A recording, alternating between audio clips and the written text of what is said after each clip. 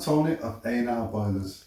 In today's video we're going to be talking about the things you should do in the event of a boiler breakdown, meaning the things you should check before you call it out. So the first thing to check is to see if the boiler is actually turned on. So you can see here that this switch is turned off. Now this is quite typical. Somebody could come along, accidentally turn it off, think it's a light switch or something, and then you've got a boiler breakdown situation. The next thing you can check is to see if the fuse is actually blown as well. So you can see it's got a fuse holder. You'd have to take that out and change the fuse. Bear in mind it must be a 3 amp fuse what you fit in there. The next thing to check is the water. So what we mean by that is the pressure inside the boiler. So you can see on this particular boiler the pressure is okay, but if that was at the bottom of that gradient, then there'll be no water in the boiler, so that could cause you a problem. So check the pressure in the boiler. The other thing regarding your water, there could be no water coming out on a hot tap. So what you need to do in this situation is check your stop tap is fully on. In this setup here, the emergency shut-off valve is actually covered. So we're going to look at, obviously in a relaxed situation, you're looking at this meter. But in an emergency situation, it's going to be totally different. So let's go over what would happen. In a situation, if you look here, this is a cover which is covering the emergency shut-off valve. So you'd have to open it up like this. Now what's bad about this installation is that the shut-off valve itself, the lever, you cannot see it. So if you was in emergency situation, panicking, you would not be able to find that lever. So the lever is actually at the back here. You have to put your hand round and you'll see it as I close the valve. You'll see the red lever there.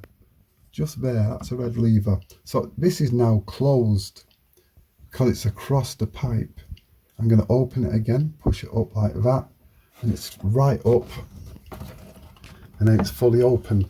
So that's in the open position. So the emergency shut-off valve should be upwards, and when it's off, it's across the pipe, just a quarter turn, and it's off. So in this situation, as I said, if we was panicking, we wouldn't be able to find that. But now you need to, if you're in this situation yourself, you need to basically rehearse what we're doing now. Rehearse, find where your meter is, find where the emergency shut-off valve is. Get familiar in closing it off in a relaxed situation. So if you is an emergency, obviously you can be panicking, you'll know what to do in the future. If you're not getting no central heating, this is one of the areas you need to check is your thermostat. So you need to make sure that it's turned up. So let's look on this electronic one here. So if I see it's turned down, obviously if it was right down like this, you're not going to get no heating. So make sure that your thermostat is turned up. Another area what you need to check if you're not getting no heating is your thermostat on your radiator or your radiator valve. You need to make sure these are fully open. So this is closed. Now if they're all closed like this, that's all radiators, you're not going to get no heating when you turn your boiler on. So ensure that your radiators valves like this are fully open.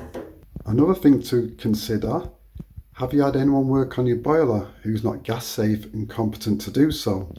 Because that could cause you a problem. Another thing you could check if the boiler goes off, you might just simply need to press the reset button by pressing this button here.